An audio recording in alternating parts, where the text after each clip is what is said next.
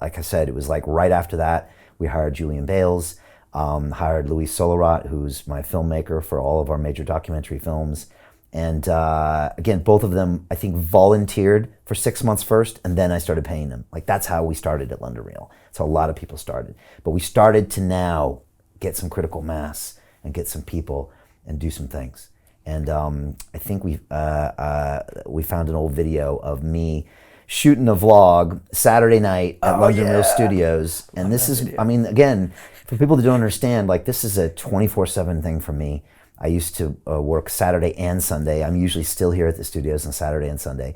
I remember I joked one time, I got into an argument with my wife one time, and I came back at 3 a.m. and she said, "Where were you?" And I was like, "I was at the studio," right? So it's like when I default, I go to the studio, right? Like, I don't go to the strip club, I don't go to the bar, I go to the studio. It's where I always go. I go to collect my thoughts, I go to create, So this is a clip from back then of me on a Saturday night with Julian and Luis. We're working on videos, we're building our academy, we're working on London Real. So here's a short vlog of that. Love this video.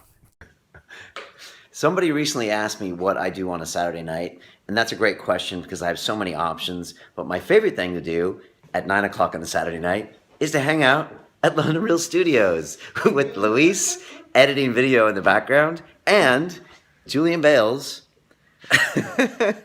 working on conquering the world. So we're here in the studio. Doesn't anyone have a social life? No? This is it. This is what we do on Saturday. We're here working on videos. We're working on emails. We're working on the episode dropping tomorrow. I'm working on all the other things on the board, articles, press releases, memberships, all that good stuff. So just want to say hi. That's what we're up to. Some people wonder what we do in our spare time, and that's it. So let me know, what are you doing on Saturday night?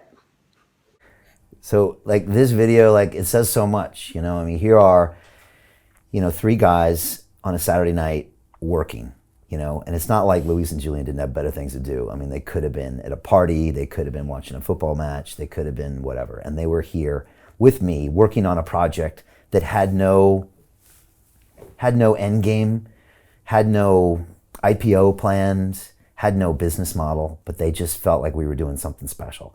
And so, yeah, I guess it just shows a few things. First of all, if you want to create something, you better make it your full-time business. And you better love it to where you want to be there on a Saturday night. We were clearly enjoying ourselves, but we were working. And then just to have people around us like that were just willing to just go the extra mile. And yeah, Luis is there. He made all of our documentary films with me. And again, like, a lot of people were asking for permission to make a film. Who's going to fund my film? Is Channel 4 going to play my film?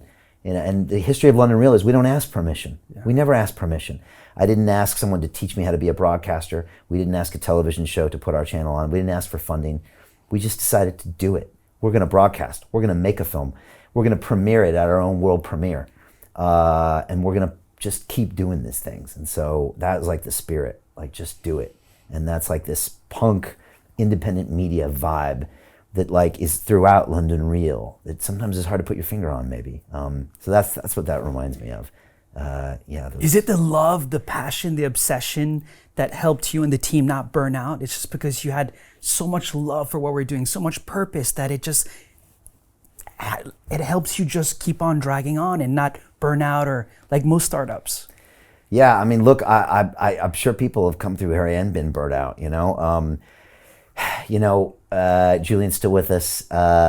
Luis has taken a break for a bit.